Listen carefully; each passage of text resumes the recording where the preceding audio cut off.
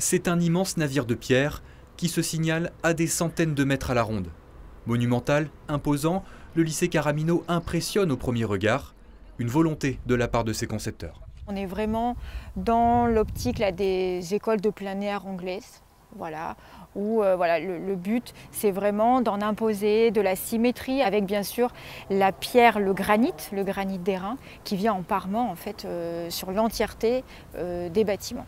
Construit en 1933 sous l'impulsion du député-maire Charles Spinasse, l'ENP forme les ouvriers qualifiés dans une France où l'industrie tourne à plein régime.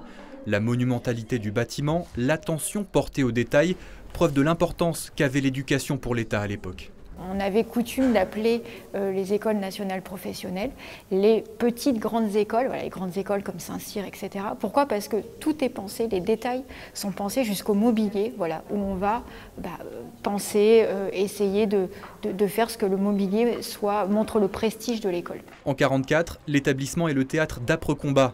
Les murs du bâtiment en portent encore les stigmates. Le 13 août, il est bombardé par les Anglais, son toit est totalement détruit.